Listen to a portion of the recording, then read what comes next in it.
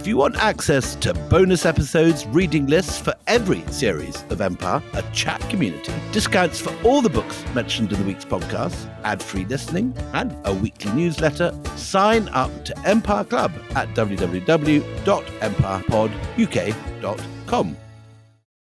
Ryan Reynolds here from Mint Mobile. With the price of just about everything going up during inflation, we thought we'd bring our prices down. So to help us, we brought in a reverse auctioneer, which is apparently a thing. Mint Mobile Unlimited Premium Wireless. How to get 30, 30, bit to get 30, bit to get 20, 20, 20, bit to get 20, 20, bit to get 15, 15, 15, 15, just $15 a month?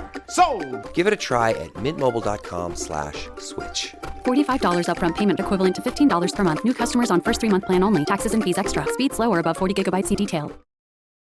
This episode is brought to you by United Airlines. When you want to make the most of your vacation, book with United. They're an airline that cares about your travels as much as you do. United is transforming the flying experience with Bluetooth connectivity, screens, power at every seat, and bigger overhead bins to help fit everyone's bag. And with their app, you can skip the bag check line, get live updates, and more. Change the way you fly. Book your next trip today at united.com. Time to work on your gift list with Black Friday deals at the Home Depot. Right now, get a select tool from top brands like Ryobi and Milwaukee for free when you buy a select battery kit. Choose from reciprocating saws, multi-tools, sanders, and more. Whether you're stocking up on power for your personal workshop or grabbing the perfect gift for someone else's. Get Black Friday tool deals delivered from the Home Depot. Limit 1 per transaction. Exclusions apply. Full eligible tool list in-store and online.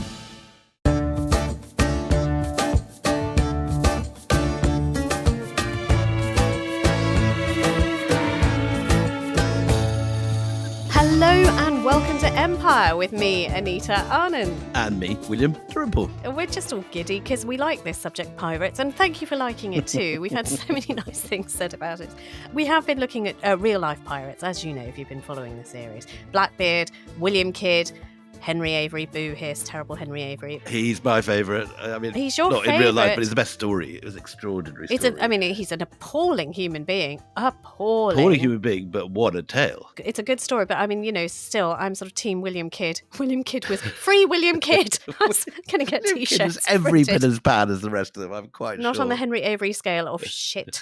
But anyway, look, today we're going to be discussing probably the pirates that you know better, but the ones that were not real, or were they? The fictional pirates, the ones that, you know, you've watched on screen or you've read in children's books or, you know, you've seen pictures of. On pantos. Through Disney and Panto. Yeah. Oh, yes, you have. You know you have. Oh, no, you haven't. Your timing is, exquisite. But it's extraordinary how this subject of all subjects should become the stuff of pantos, because it's, as we saw last time with Henry Avery, these are very gruesome stories. These are not sort of happy children's stories. These are stories of rape, pillage, looting, and robbery. And yet we've managed somehow to, as we'll hear today, wave a magic wand over them and turn them into things that every kid wants to hear. I mean, now, honestly, a hand on heart, I did tee you up to tell everyone who we're talking about, since you haven't. We are, by the way, with our exquisite comedic timing available for Panto in 2025. Let me just tell you, I mean, I really like Captain Hook out of all of the characters in Peter Pan. I think there's more Hook in me than anyone else. So Captain Hook is one we're going to address, and J.M. Barrie, and how did he get his inspiration? But you're starting us off with arguably the most famous fictional pirate of all time. Long John Silver. Step clunk, step, the man with the wooden leg. It is Long John Silver. So tell me, first of all, why did you choose Long John Silver? Why does he appeal? Well, Long John Silver is something that is deep in my childhood. I was lucky enough to grow up in a tiny Scottish seaside town called North Berwick. And from my earliest childhood, I remember my grandmother pointing out to me the house where Louis Stevenson used to come on his holidays. I think he was in Edinburgh. And in fact, I remember the house in Edinburgh because I think I even went to children's parties in that house where Louis Stevenson grew up.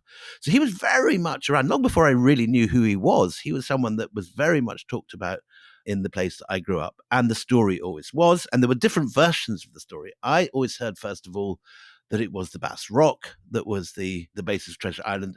Looking now online and going down lots of rabbit holes, it seems it was 2 islands along, the island of Fidra, which is off a lovely beach called Yellow Craig. And if anyone is anywhere near the East Lothian coast anytime soon, go and walk along Yellow Craig, which is happy memories for a lot of my childhood treasure hunts, which again were inspired by Treasure Island. And this still goes on. We have in North Berwick still every summer a Robbie Louis Stevenson festival, and there's treasure hunts inevitably and maps. And Does everyone dress as a pirate? And all the kids are dressed as pirates. Yeah. And I never quite believed it, to be honest, because North Berwick is as sort of clean and unpiratey as anywhere has ever been. It's a lovely place. It's one of the most gorgeous of all Scots seaside towns. Recently voted by the Sunday Times the prettiest town in Britain and the best place to live in Britain. And nothing could be less threatening than North Berwick with its sort of pubs and chippies and seaside mission and all this sort of stuff going on the beach. But allegedly, this is where the idea percolated in Robbie Louis Stevenson's childhood, going on canoe trips along the coast, going crabineering, looking for crabs on North Berwick Beach, and having the same childhood as I had, which is a lovely and a strange thought. But I wish I'd come up with the idea for Treasure Island, something as lucrative as that. I mean, look at the bright side, glass half full. This pod would never have happened if you were rich enough not to care. It's quite true. A grateful nation says, phew. So, are you starting with Robert Louis, or do you want to tell us a little bit about the other man who is also a great pirate producer? Let's start with Daniel Defoe, exactly. I think Daniel Defoe's the daddy of all pirate stories, one might say. And he sort of predates everybody. Born in 1660, an English writer, not Scottish, one of the few Scottish people, actually. We've discovered this in our romp around the high seas with pirates, is that many of them, if not most of the ones we've talked about, have some Scottish connection. But Defoe, very much an English writer, because his was the seminal work, Robinson Crusoe, which sets the archetype for so much pirate fiction in the future. You know the story of Robinson Crusoe, I'm sure, but it is a man who has been stranded on an island. He is left entirely on his own, and he's sort of to stop himself going mad and waiting year upon year with his eyes upon the horizon, waiting for somebody to rescue him. He learns to, and with terrible false starts, build homes for himself, build huts for himself, make clothes for himself, survive on this island, transforming coconuts into all manners of things. And if you've seen Castaway with Tom Hanks, very much in the spirit of Robinson Crusoe, again, a man playing the survival game to try to stop himself going mad. And Robinson Crusoe was such a seminal work. But William Dalrymple, did you know all great fiction is based, as we are finding, on real life? And so there was a real castaway that grabbed the world's attention. And we mentioned him last week, Alexander Selkirk. Yeah. I think we need to talk a little bit more about him rather than just mention him. So just remind us how he came up last week. He came up last week in the Henry Avery episode, and just remind us why he came up in the Henry Avery episode. Because there is a story which is not verified that Alexander Selkirk, the castaway who was the inspiration for Robinson Crusoe, was a ship member under the captain, Henry Avery, on the Fancy. One who's very masculinely named the Fancy. Yes, that's right. I think you aren't realising the full resonance of the word fancy, which has a romantic sort of... I swear on all that is holy, all I can think of is him on a fondant fancy, that there's this pink iced cake in the water, which is blasting enemy ships. Well, as we know, Henry Avery was not one for pink fondant and had a rather harsher edge to his steel than that. And apparently, anyway, according to some historians, Alexander Selkirk, the castaway, who was a real character, did spend time on Henry Avery's ship until he left it. Okay, all right. Beautifully summed up. Exceptional stuff. Hugely accurate. Can I tell you a bit more about Alexander Selkirk, though? Because he's really interesting. He's one of those same people who starts off as a Royal Navy officer and then becomes this Scottish privateer. And it is, that transition between being legit and non-legit on the high seas is a very easy one to make. Which is so flexible, as we've found, yeah. Very, very flexible, particularly if your crew doesn't like you. And so Selkirk finds himself in this position. He is a man who's on a ship during the War of Spanish Succession. And the Cinque-Port is the name of the ship. It's captained by a man called Thomas Stranding. And Selkirk keeps telling Stranding there's something wrong with the boat. This boat is not seaworthy. We really, honestly, I'm telling you, there's something very wrong with the boat. And he keeps saying this until the captain has had enough of this man's carping, and he decides I can do without him. And so he just strands him in a place, it's off the coast of Colombia. It's near Malpelo Island. So we're talking about 400 kilometers from the coast of what is now Colombia. And he's just dumped there. He gives him a knife and the clothes he's wearing, and a musket. That's very important, and a musket.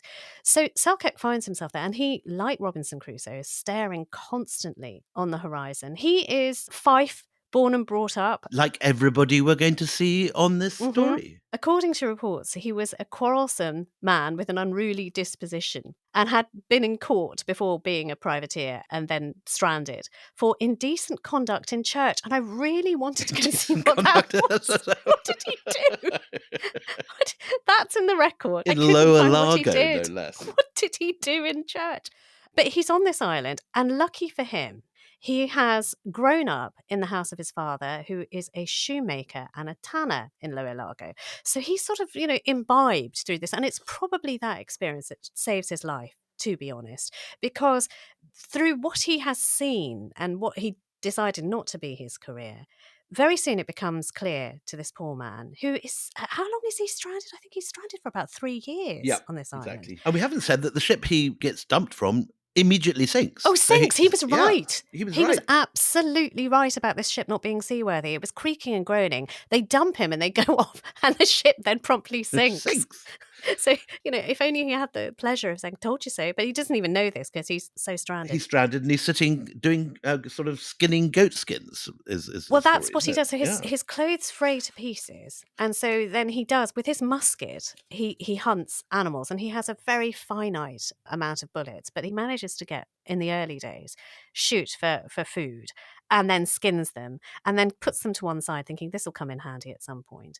And then he learns to stitch these clothes, and he also learns to stitch coconut shells into shoes to fashion them into sandals. And in the end, when they fall apart, he doesn't need them anymore because his feet are so calloused that, he feels nothing. But it is thanks to that sort of tannery background and that shoemaking background that he's able to stitch together shelters to hide him away from the elements. And it is the thing that allows him to survive. He is eventually rescued. We should say this is the basis for Desert Island Discs, isn't it? Because he also has a Bible. He has a Bible, yes, that's right. He has a Bible. This is what you're allowed. Doesn't have the complete works of Shakespeare at this point, but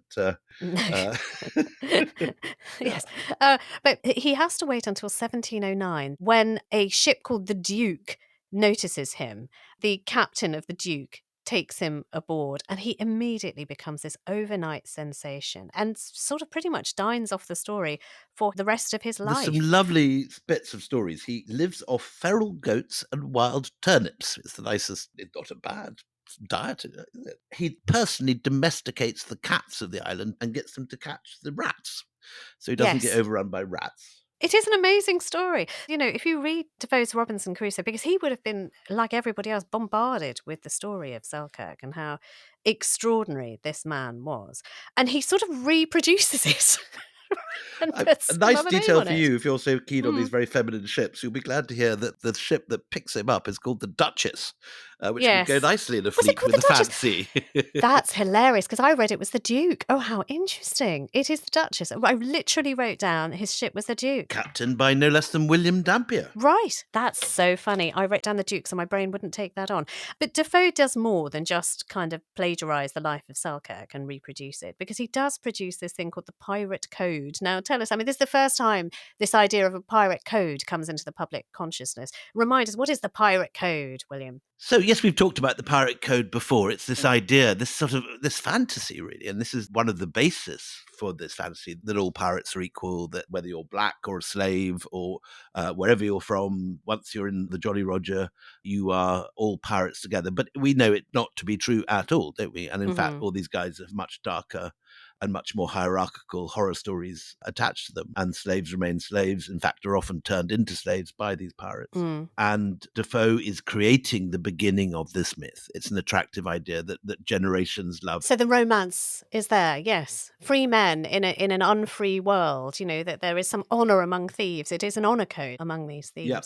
But Defoe is the seminal influence on your man, Robert Louis Stevenson, because Stevenson is beguiled by the Defoe stories, isn't he? So, as I say, yes, Robbie Louis Stevenson's childhood is in Edinburgh, and his parents take holidays sometimes in Fife, near Lower Largo, where Alexander Selkirk is from and where he first hears these stories, and then partly in East Lothian on the North Berwick coast, where he sees these islands and dreams up the idea of Treasure Island and a treasure map. And that's the starting point for this novel, which becomes the single thing above all else, Treasure Island, which romanticizes and, if you like, humanizes the whole story of the pirates. Mm-hmm. But let's put some dates on him. So he was born in 1850. He's the only child of Thomas Stevenson and Margaret Balfour. And by all accounts was a very weak and sickly child. He had weak lungs because his mother had had weak lungs before. And so he inherits this congenital weakness. He's unusually thin. He's sort of wiry with a narrow vulpine face like a wolf. He's and rather handsome in middle age, and he has a kind of rather sort of dashing long hair that he wears over a velvet jacket and a kind of rather dashing moustache. But his family are famous, and my friend Bella Bathgate wrote a whole book about the Stevensons before Robbie Louis Stevenson, because they are the makers of the Scottish lighthouses. Oh, And so he grows interesting. up with lots of sea stories about, all his family taking boats and going off to islands and building lighthouses on them. And as you can imagine, lots of stories of storms and lifeboats and sailors washed ashore. And this is absolutely the milk that he drinks as a child. This is the stories which he hears at the table. Robert Louis Stevenson, because I don't know him as well as William, who keeps calling him Robbie, as if he's a It's always mate. Robbie. It's Robbie That's Louis so cute. Stevenson. Definitely Robbie. Yeah. Robert Louis Stevenson. Once from Essex, always from Essex. Prodigious talent, this man, from a very clever family that make these lighthouses. But at the age of 16, he publishes his first work of fiction, and it recounts an unsuccessful rebellion against the crown by Scottish Presbyterians known as the Covenanters in 1666. His dad is so quelling with pride over his son's achievement that he publishes this pamphlet at his own expense. I mean, talk about Nepo baby. He goes and gets him published, and this pamphlet is delivered far and wide. So Stevenson starts getting a very good reputation. So Covenanters are frankly, they're kind of Scottish Taliban. And I'm ashamed to say that my ancestors were among them. And they were extremist Protestants who went so far as to take inspiration from the Gospels and to refuse to meet in churches because of the Sermon on the Mount, where Jesus is sitting chatting to his disciples just on a mountainside. So this is what they did in Scotland, which is the most unsuitable place to have open air sermons ever because it's A usually bit windy. raining. Can you hear? I mean, I've just come back from Dundee. It's very windy. Very windy and very wet. Mm. But anyway, these guys burn down churches, and they are not only take issue with images and the usual sort of stuff that the early Protestant reformers take issue with in the Catholic Church, such as stained glass windows and illustrations of saints' lives and so on. They also take issue with the churches themselves and burn them down. So all over Dumfriesshire and the West Coast, which is where the Covenanters are from, these guys systematically destroy the churches of the region. But they were also greatly romanticized in some parts of Scottish history. They're seen as these very romantic vagabonds who broke free from convention and were not part of the establishment. And I think this is what appeals to Robbie Louis Stevenson. He sees them as romantic figures. Well, okay, so his father is proud of him for writing this Covenanters story. He prints out his work. He gives it to all of his friends and says, show your friends, this is my boy, Robbie, this is my boy. However, this sort of pride in his boy doesn't last very long because Robert Louis Stevenson, or Robbie, is not great at university. He's at the University of Edinburgh, and he is not doing so well. I mean, he enters very young. Is it normal for a child to enter at 16? I think it was at that age, absolutely, yeah. Okay, so he certainly goes to the University of Edinburgh at 16, but perhaps it's because of the subject that his dad, like an Indian dad, says, you're going to follow in the family footsteps. You're going to be a lighthouse engineer like me. But Robbie's wired differently. And, had he gone into lighthouse engineering, the lighthouses might have been wired differently because it's not his thing at all. So instead of applying, himself to his studies, he starts becoming a bit of a rebel. Now, at uni, I can't imagine you rebelled at uni because you rebelled all your life and you continue to do so. But I did sort of go through a slight goth phase until I realised my skin was far too Are there dark. photographs Far too that we dark can to carry it post off. on the internet? I would love to see the goth Anita. I was a wannabe goth for about a month. And then I just realised I just couldn't care. I wasn't pale and interesting enough. But he goes through that same sort of rebellion and starts becoming known for his outrageous dress and behaviour. So he grows this cavalier moustache and twiddles it. And, he's got this bob haircut. That he keeps throughout his life, yeah. It's just, he turns and he gets himself an And image. a wide-brimmed hat. Yes. And what else? But he also smokes hash that I can't imagine was easily available in 19th century Edinburgh, and visited brothels, which probably was more available in 19th century India. Well, that was probably what the extracurricular activity that most were involved in. But he wears this sort of very distinct velveteen coat, and his nickname becomes Velvet Jacket at uni. And his dad is beside himself. Like, what is going to become of my boy, Robbie? He started with such promise, and now he's turning into a bloody idiot. And he is absolutely obsessed with Daniel Defoe. And he's sitting there when he should be at college studying engineering and trying to become an engineer like his dad and uncles. He is imitating Daniel Defoe's style. And also traveling a lot. He soon gets out of Scotland, as all Scots do, and goes off to the French Riviera to recover from his ill health. And of course, once out in France, he begins to have love affairs, falls in love with a woman called Fanny van de Grift Osborne, which sounds like it's not going to end well. Because? A married but separated American woman, yes, that's 11 why. years his senior. Right, okay. Not just that she's a relation Not of just Ozzy the name. Osbourne. No. Okay. Right. And Okay. she's living in an artist colony. So he's quite a dashing and sort of bohemian character. He goes off to America to pursue her there. But again, his health is too delicate. It takes a turn for the worse as he's crossing the American plains, tracking down this woman. So he ends up poor, sick and starving in Monterey in California, which is where Steinbeck also ends up. And Steinbeck finds in the low life of Monterey all the inspiration for his characters in Cannery Row and Of Mice and Men. Okay, and Stevenson does the same, doesn't he? And he also ends up in San Francisco, so looking out at the waters and nearly dying and seeing the low life by the Keys was entirely influential on him. So there he is, he's poor, he's bedraggled, his heart is broken, he's sick, he's looking out at the waters around San Francisco, but life is about to change. Join us after the break and find out how. The new Apple Watch Series 10 is here. It has the biggest display ever. It's also the thinnest Apple Watch ever, making it even more comfortable on your wrist. And it's the fastest charging Apple Watch, getting you 8 hours of charge in just 15 minutes. Introducing the all-new Apple Watch Series 10, now available for the first time in glossy jet black aluminum. Compared to previous generation, iPhone XS or later required. Charge time and actual results will vary.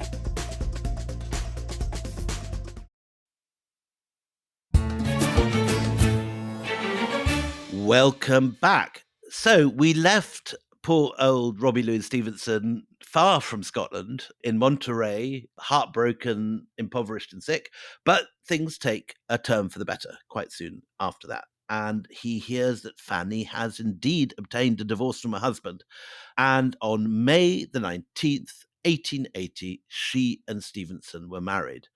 And a year later, he returns to Scotland. Now, even in the Scotland of my childhood, there was a lot of raised eyebrows about divorced women. So I can imagine that when he settles in Braemar, it's because his family want nothing to do with it. It would be very scandalous in the 1880s to marry a foreign woman who'd been divorced. They think he's gone quite mad with his moustache and his velvet jacket. So this is all now part And of his this is brothels and his hashish. brand Yeah. Robbie now. So yes, he sort of stays far, far away. But does Fanny have a son already when he marries? She already has a child that he kind of takes on, doesn't he? Which adds to the scandal of all of this. He's a well-grown young man. He's 13 years old, and he's come with them, and they're sitting in a cottage in Braemar. So it's not as if when he begins writing Treasure Island that he's at all an established writer or a successful figure or the romantic sort of dashing figure that, has children's festivals named after him all over Scotland. No, he's a rejected Nepo baby who has Yeah. one pamphlet to his name, and now his dad, who got it out there, is not talking to him. So yes, Exactly. quite. Yeah, so it's a bit of a mess. But drawing on Daniel Defoe and drawing on his East Lothian childhood holidays and drawing on this story that's there in that original book on the pirates, the non-fiction book, that both Blackbeard and Labousse, the French pirate, the buzzard, leave treasure maps.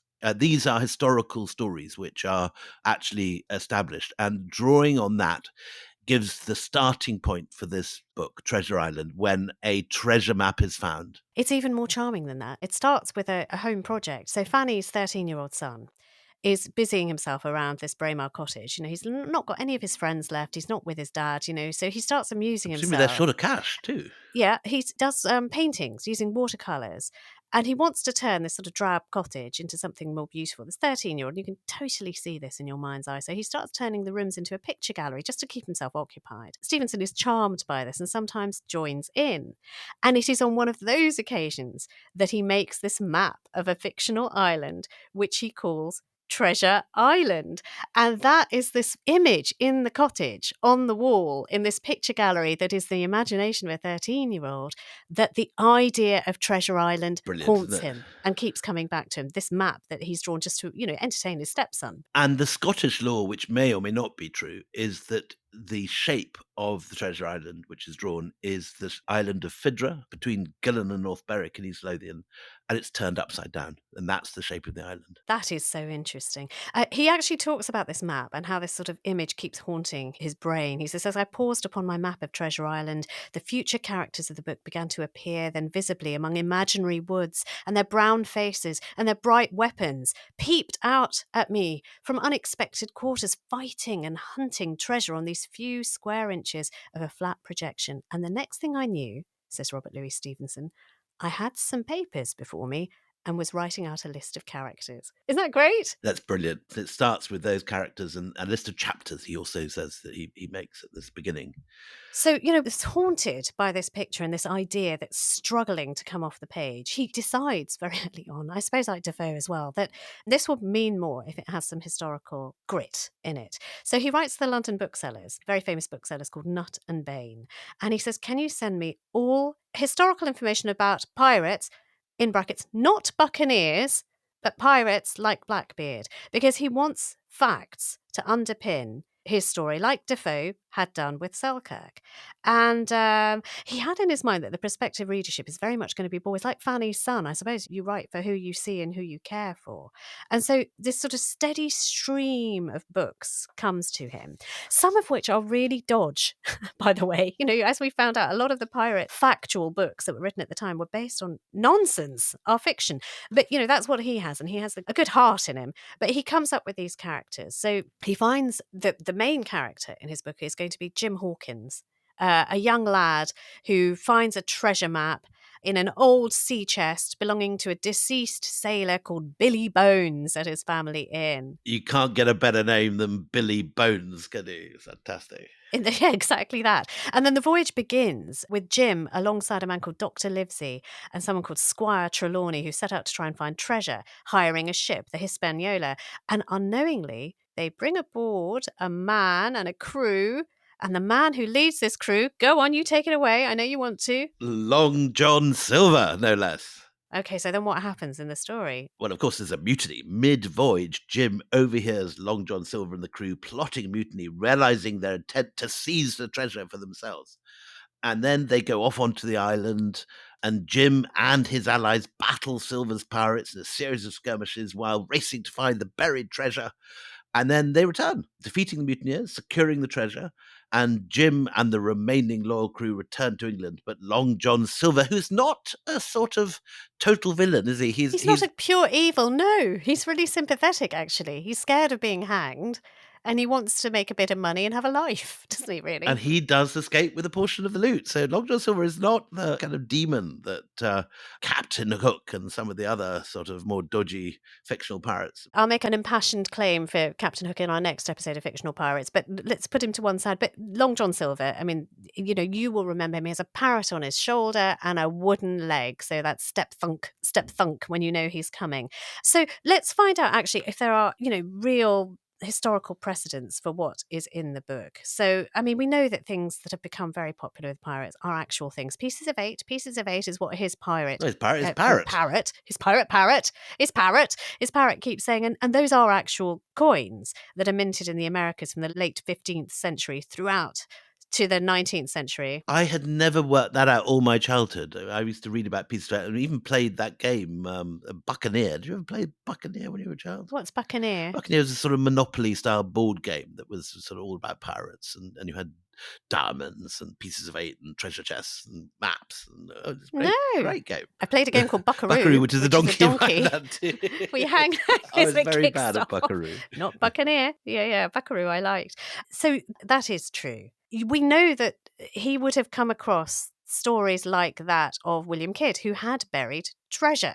So, there is a precedent for buried treasure, and everyone is kind of a little bit obsessed with this. And if you remember in the story of William Kidd, we should just remind those who may not have heard that episode that William Kidd on the scaffold tries to make a deal with the Admiralty that he will give over his treasure map if he can be taken on the trip to dig up the treasure. And the Admiralty rather unimaginatively says no and just hangs him. So leaving that hanging, where is the treasure?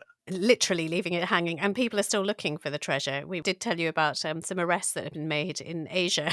People in Vietnam, I think, people who'd sort of come illegally to try and dig for treasure. Anyway, look, I was looking at some of the books that he might have got from Nutt and Bain, this stream of books, and how they might have inspired him. There is a book that was published in 1682, which was a hugely successful book, which must have been one of this stream of things that he got, which is a first-person accounting of life as a buccaneer in the Americas by a man called Alexander Exelmen.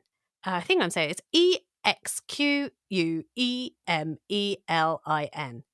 Exquemelin. Exquemelin. Let's go Exquemelin. I think that's it. Exquemelin. It is a real name. A 1682 book.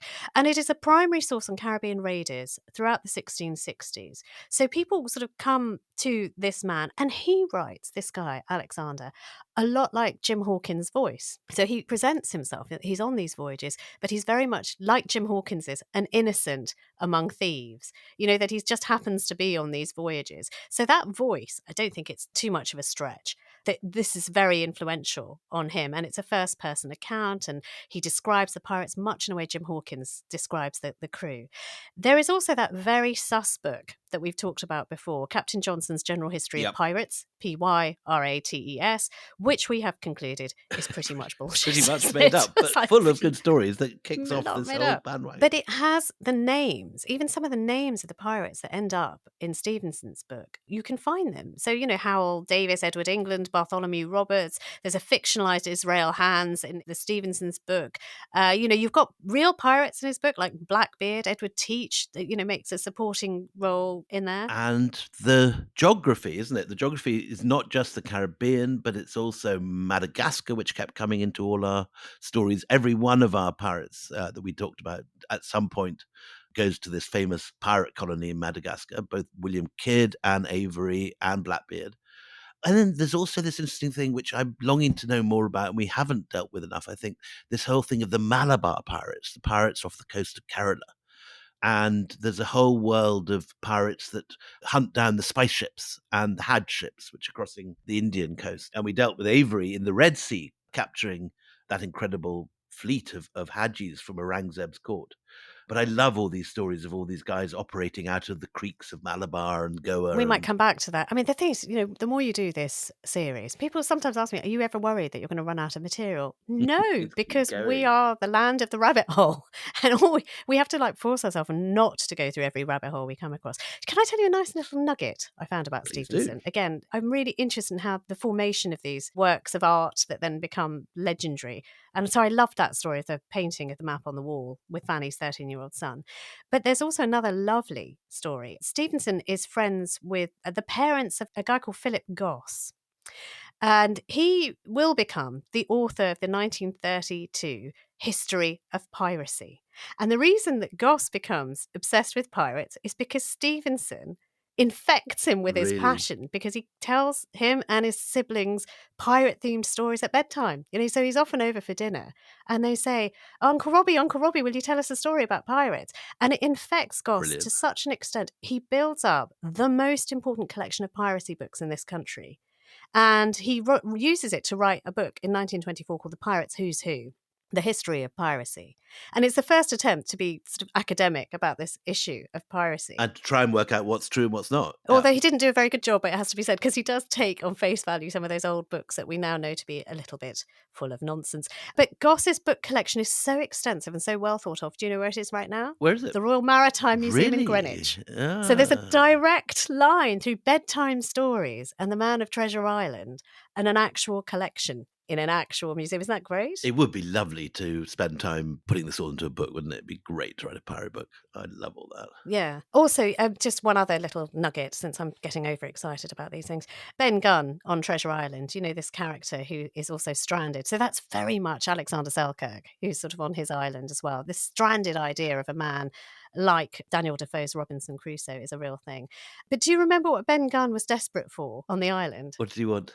Cheese. All he wants is cheese. I He remember just on wants my first cheese. trip to India when I was 18 years old, I remember I used to fantasize about Stilton. The one thing that I really, really longed for was a piece of Stilton.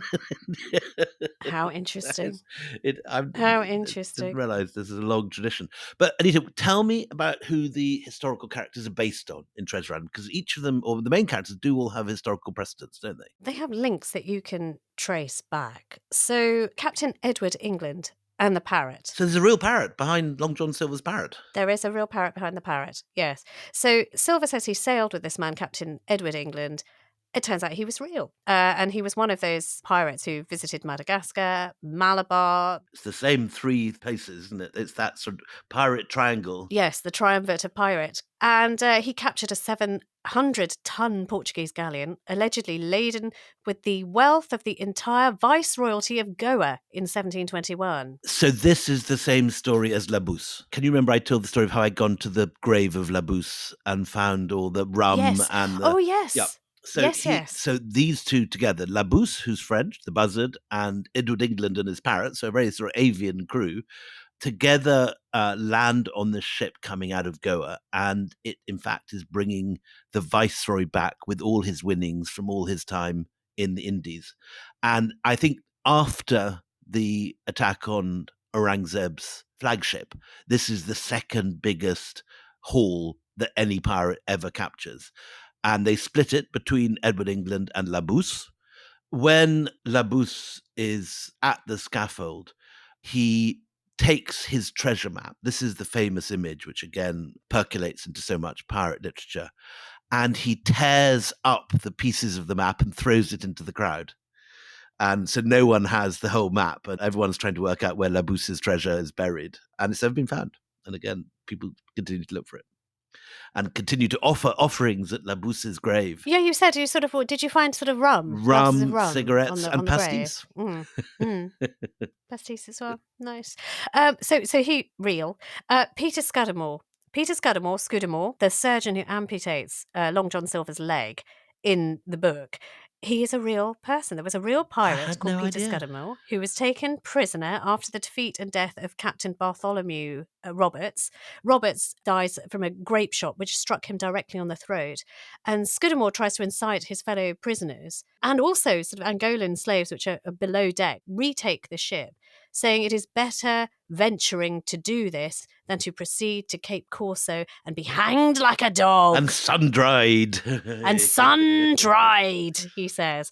But it doesn't really work because he is indeed hanged and sun-dried. So, there are the names which are direct links. So you can just see that Stevenson's, sort of parade of books from Nut and Bane. You find them nestled in the work if you dig. I'm also intrigued because in all fiction, all pirates seem to have Cornish accents. They all talk my hearties. And here we are in this thing, hanging like a dog and sun-dried. We went straight into it without thinking. Well, shall I tell you what it is? My Simon sent me a note on it. I'm trying to find it. So the reason that all pirates have West Country accents is because the actor who played Long John Silver and Blackbeard was a West Country man. His name was John Newton, and he's the first person who puts these characters on screen. And he does it with the West Country accent because he grew up in Cornwall near Land's End. And he exaggerated the West Country accent to make it sort of sound more interesting and different to the Toffs. And so after that, Newton is known as the patron saint of International Talk Like a Pirate Day. And that's why there is an International Talk Like a Pirate Day. But again, there is a basis for this, isn't there? Squire Trelawney in Trelawney is definitely a Cornish name. In Treasure Island, Rob Louis Stevenson makes one of the key characters a Cornishman. And if you ever go to Cornwall, all those places like St. Mawes and Hove and Bays are full of pirate stories and smugglers and pirates. Smugglers and Pirates and, sort of thinking Moonfleet and all of that. But the accent is thanks to John Newton, who played both Blackbeard and Long John Silver on screen and was a Cornishman. And that is why we all revert to that Cornish. I sun-dried in the sun. That's Scurvy what dogs. we do. Anyway, we talked so long about this. We were going to do Peter Pan in this episode as well. J.M. Barrie and his Island of Pirates, and Peter Pan, who is the scourge of the pirate Captain Hook. But we've just talked so much about this, and we'll do it in the next episode. Thank you so much for listening. Do you have anything to add before we leave these fine people? Just that if you go to North Berwick in June, you can join the North Berwick Louis Stevenson Festival and go and take your children to dig up treasure in North Berwick Beach, which is a thing I did all my childhood and Take a strongly spade, recommend it. go nuts. Till the next time we meet then, it's goodbye from me, Anita Arnott. And goodbye from me, the scurvy dog, William Dalrymple.